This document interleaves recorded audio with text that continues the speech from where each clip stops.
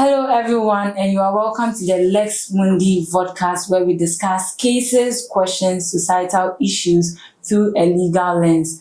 I'm your host, Sandra Nkuma, and on today's episode, we'll be discussing the situation in Kenya. And as you already know, there was an introduction of a tax bill, a finance bill, which saw the rage of the citizens.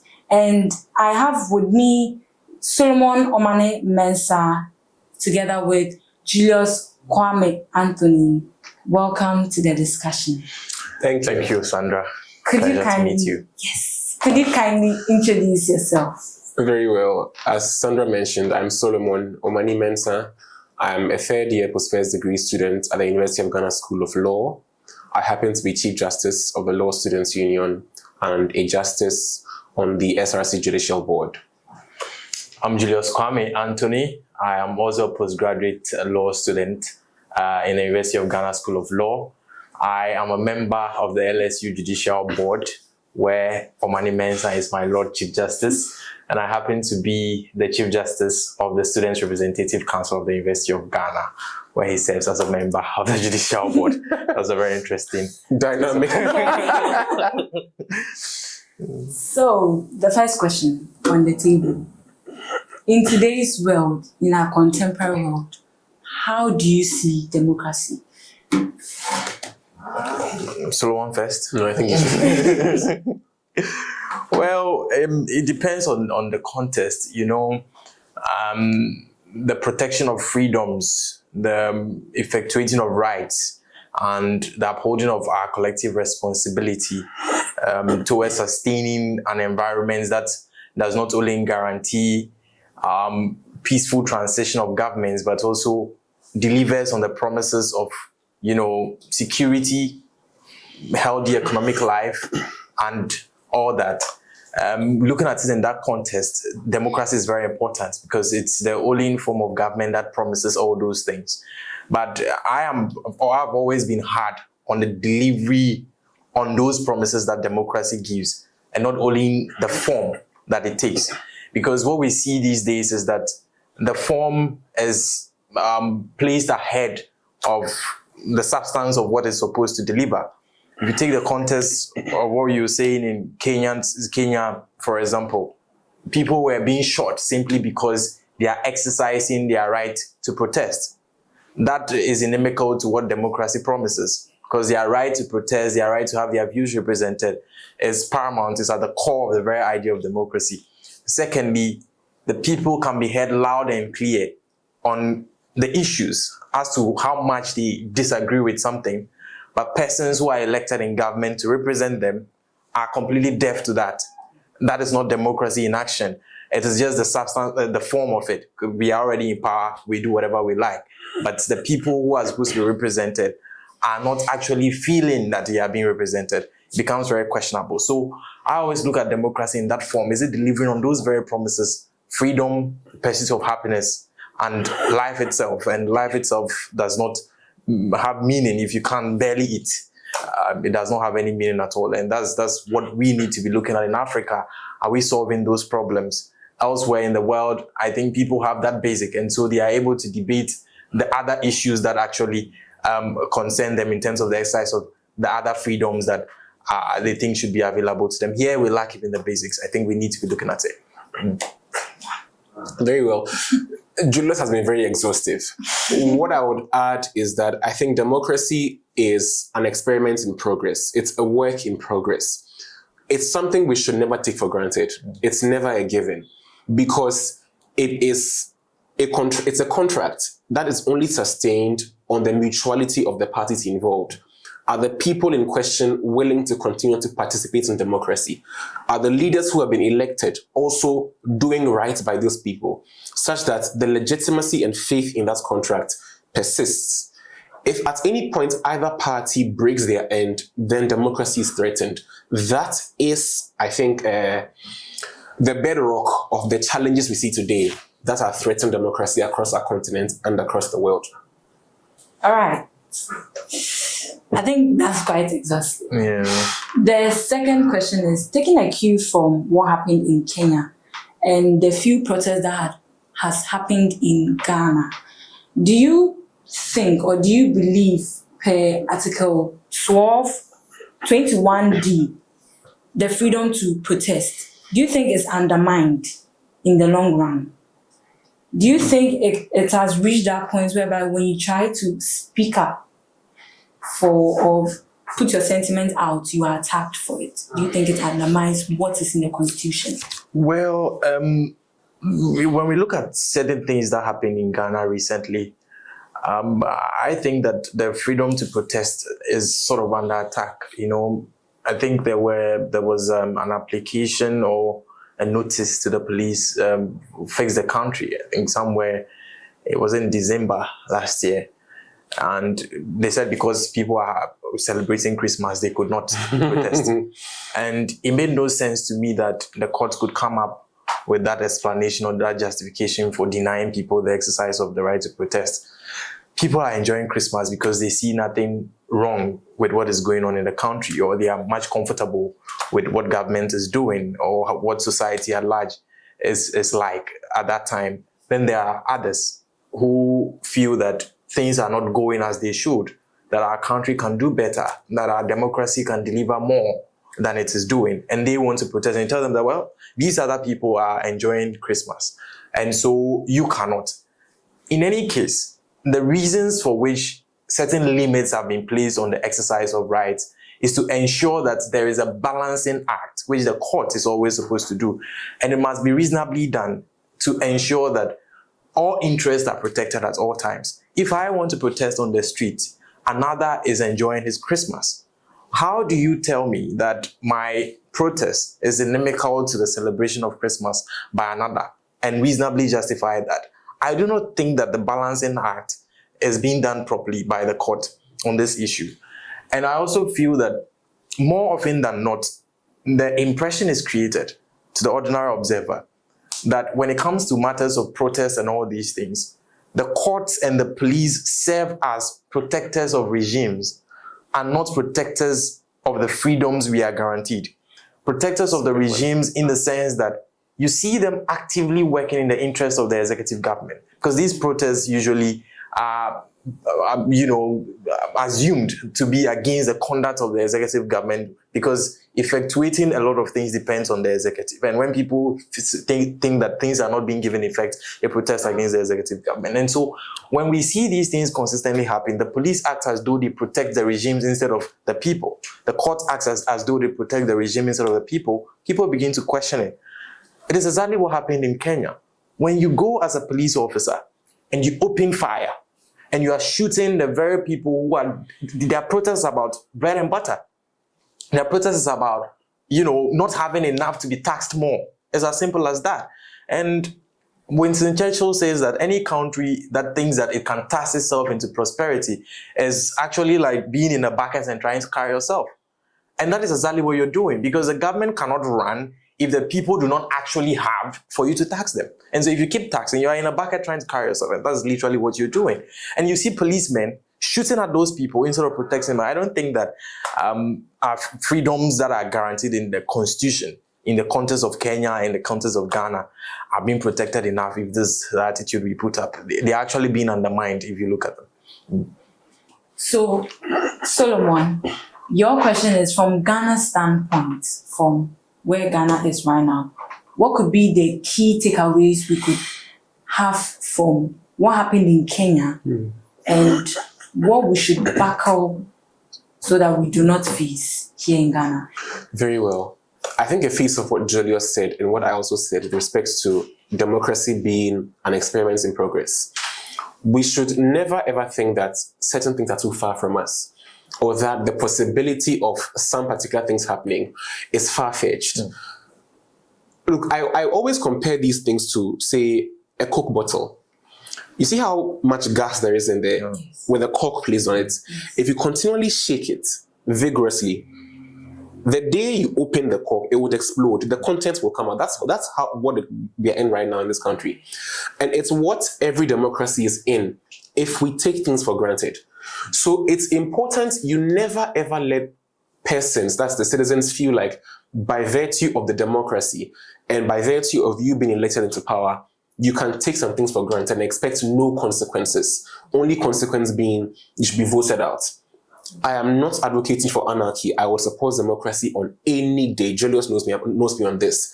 But you see, the ordinary man should never feel cheated or should never feel sold short. And when you continually, one, make living conditions so bad, then two, when people want to protest, you try to curtail their voices. What you do is you tell them that, well, the working democratic system would give you no option.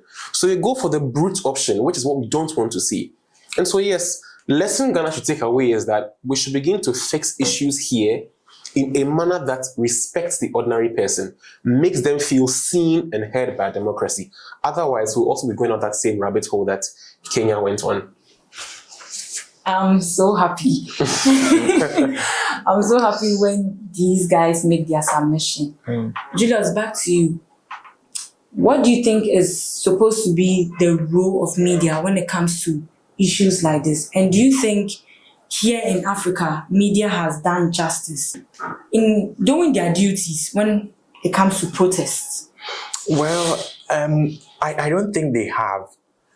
More often than not, when people go on the street, okay, to protest against misgovernance, to protest against arbitrariness of the government and all of those things, there's a duty on the media to actually keep that conversation for long and to make sure that the people are even given enough room to vent themselves. We hardly see that. The media is interested in sensation. When you observe what happens anytime they are protesting in Ghana, they are interested in who spoke very bad English. That is the headliner. You see their social media posts and it's about those things. What is on the placards and how people misspelled things and all of those things are headlines in Ghana. That's what I see most of the time. The very core problems that the people talk about are hardly debated, at least not for long. They hardly trend as the core of the issues that are happening. And in any case, you see people actually make substantial exposés on some of the things that are going wrong in Ghana. And it does not last. They don't get to carry it. I mean, I know that you cautioned against sounding seemingly political, but that is not the case. You see the Honorable Ablakwa, for example, consistent documents to back every single assertion he makes on things that are going wrong in this country, on the sale of government lands to persons that are not justified and all that. And you hardly see the media talk about it. Nobody discusses that because it's not fun. It's not thrilling. And the problem with that is that the people are, continuously, we are put under a certain illusion that government is untouchable or persons in government are untouchable or they are so powerful that nothing can be done. The day that illusion dies, where the people no longer see persons in government as untouchable, will be up for chaos, complete chaos, because their law and order breaks down. We may have people torn limb by limb before we realize that what we are sowing is not a good direction to go. So I don't think that the media does enough, but not to fault them too much, because if you're in a system that cracks down on persons who take on the government, you become wary. You fear for yourself and you are reserved. I do media a lot. I do speak a lot. There are times where after talking, you see producers or some journalists tell you, Charlie, you for calm down. No. You for calm down, because these people, they go around with soldiers always around them. But we see that you don't have any soldiers around you. So you for calm down. The very people who set the tone for the conversation are afraid as to the extent to which you speak on the matter. That fear is there. That fear comes from the fact that Caleb Kuda was slapped because he was holding his cameras around a government institution. That is why we have the situation we have. People are afraid. And honestly, if it should come to self-preservation, which is the number one rule of man, and fighting for the general good, which would people choose? And that is why you don't fault them too much. So, what do you think they could do to become better? Well, I think they would continually play their parts, but if there isn't a collective consciousness to solve the problems, because the problems are not they are interconnected, they are intertwined.